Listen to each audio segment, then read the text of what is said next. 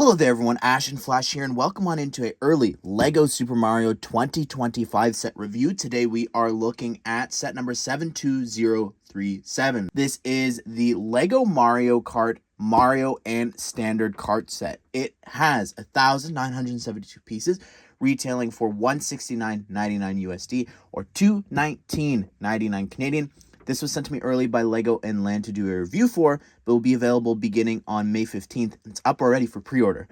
I'm very excited about this set. I love Mario. I love Mario Kart. And getting this as a D2C, a huge, massive display set, is so exciting. I'm dying to see how Digital Mario hopefully can interact with this. You can see up here on the top just an image of him driving. And they chose to use the piece for his hat as the size reference photo. Spinning it around on the other side, you could see just some of the posability that he's got, as well as how great a display model he makes in from the back as well. So I'm excited. I've seen some photos of this already with how he looks outside of the cart, and I have so many cool concepts for that and ideas. So let's go ahead and let's build this set. Here it is built. I love this thing. Like, it is a gorgeous display model. I don't think anyone is going to deny that. I think it looks great. I think just some of the ways that you can make him come alive is really awesome. But speaking of coming alive here, one of my biggest gripes that I have to talk about up at the top is that there is no tag for Mario. There's nothing here for Digital Mario to interact with. That is such a shame, and it's so frustrating to me because it just adds something to it. I don't care if it's just music playing. If it's Mario Kart music playing, something needed to be here.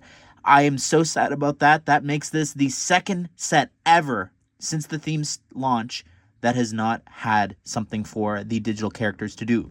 The only other set was the Piranha Plant. So, I don't get it. So something really cool here that I think can be overlooked is actually the stand. There is a stand underneath here, and it may not look like much, but there's actually a lot that you can do with this here. So you can raise it and lower it and angle it. And again, you don't really get an idea of this just looking at this simple little stand build. But trust me, once you attach the cart, which if you look at it from underneath, you need to put this spot here and line that up with the yellow exposed. So you can put your finger underneath and find it very easily. Now, once it's on the stand here, I just want to show you, and let me put his hands on the wheel here so that he's got full control. But it's great. It feels like you can actually make this thing come alive, as if he's actually like drifting around a corner here, like the angle that this is on. You could also have him, actually flying up and down there as well with a glider, which would have been a cool inclusion, but also because of the steering wheel, could actually turn the front two wheels, which I think also makes this come alive just a little bit more as you're sort of deciding how you want to angle this thing. Now, I think one of the biggest, most unanswered questions when it came to this from the images, and I don't know why they don't show it, but you can remove Mario from the cart here by simply detaching his arms there. You just lift him up and maybe hold on to the cart, wiggle back and forth, and you'll see that he will actually detach. Underneath, he's got this 4x6 dark gray plate, and it just is what allows him to actually attach and sit inside of the cart. We'll look closer at him in a bit. What I want to focus on first is the cart. So first, let's detach the stand here and place this back down so that you can see, of course, again, it drives very smoothly as you would expect. Now, if you turn the wheels here, it'll actually go in that direction, which I think is really cool. Obviously, it'll straighten back out, but I still love that you have that option here as well to turn these wheels. Like, that to me, whenever they do that in a set, like especially the big Batmobiles and different things, it just adds something to it that they actually have functionality. The back wheels do not turn besides spinning. Those are actually prints on those 6x6 plates. And this on the, I guess that's 4x4. And speaking of prints here, we'll just continue to talk about them.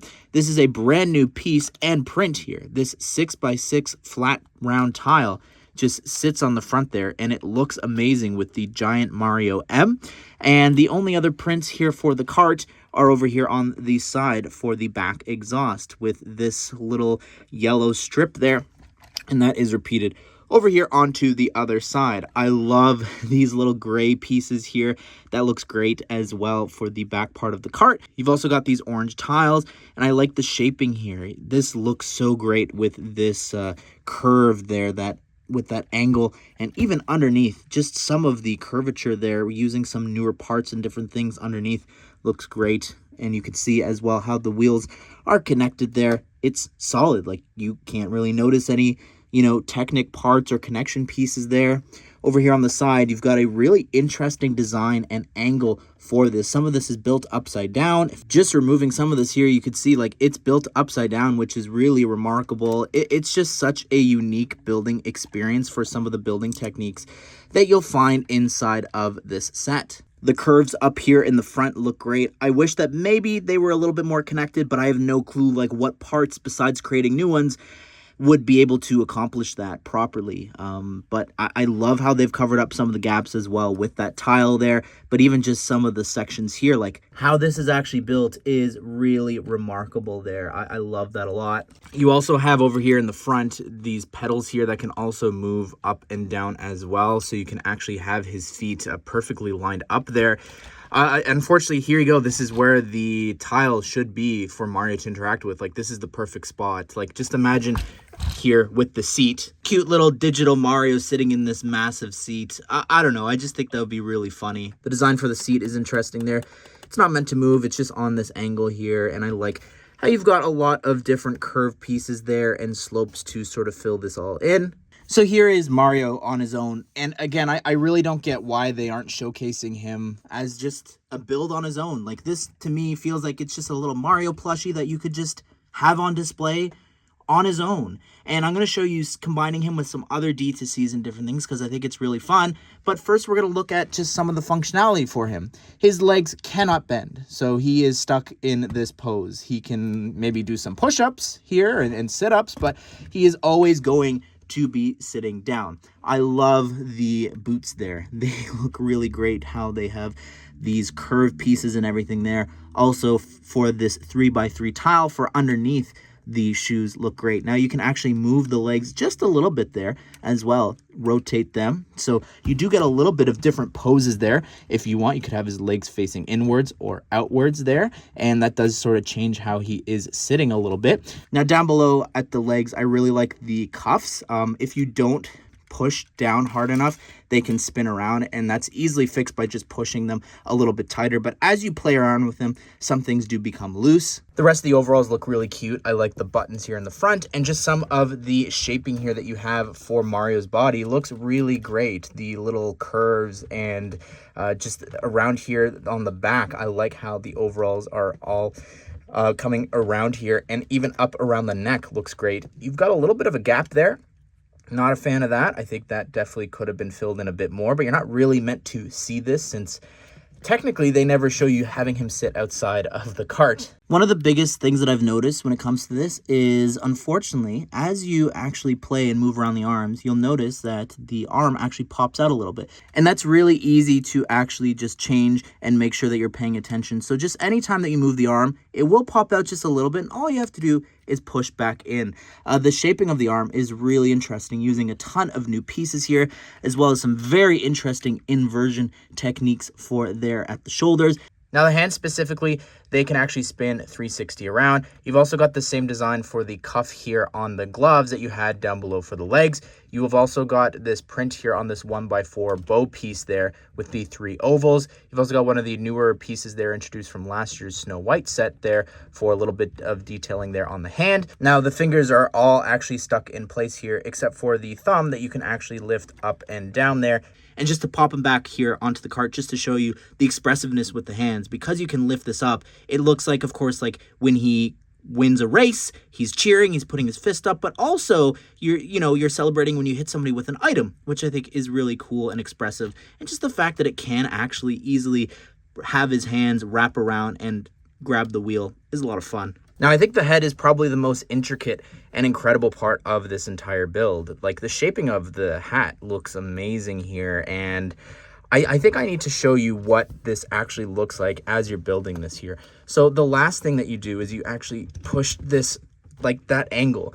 you attach through these little holes there onto that yellow rod on the top of the head. And then also his head, if I just snap this off, or I guess the whole thing's coming, but you actually separate this like this.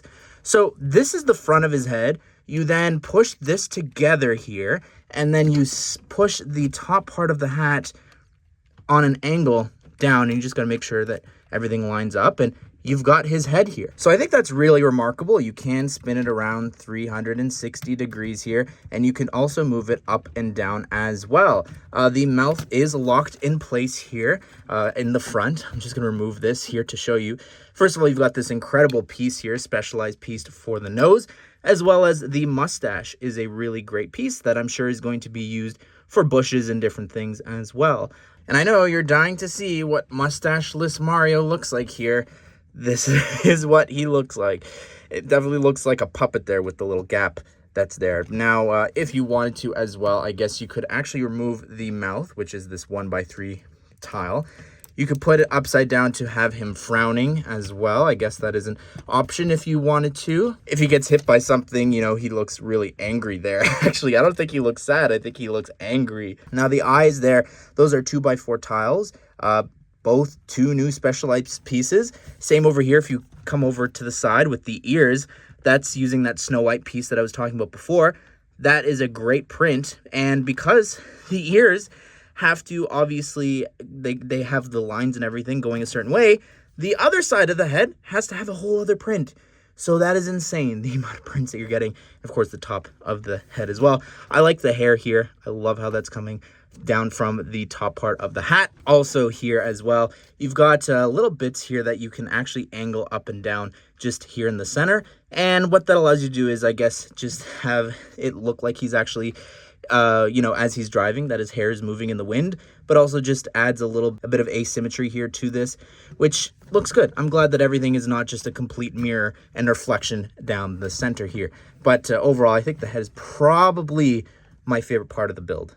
So going in order of the D2Cs, look at him here playing the NES. Like, it looks so cute and adorable. Oh my goodness, I need to show you what I did to have him hold the controller.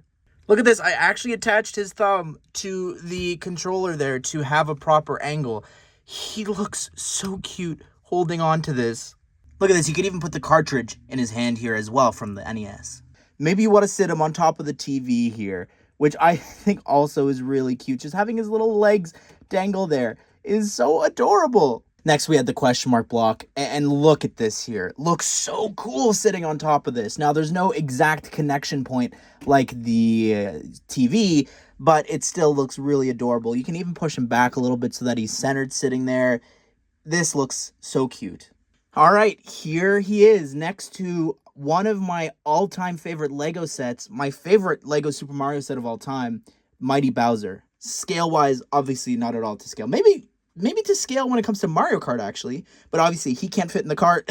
But still really cool to see these two next to each other.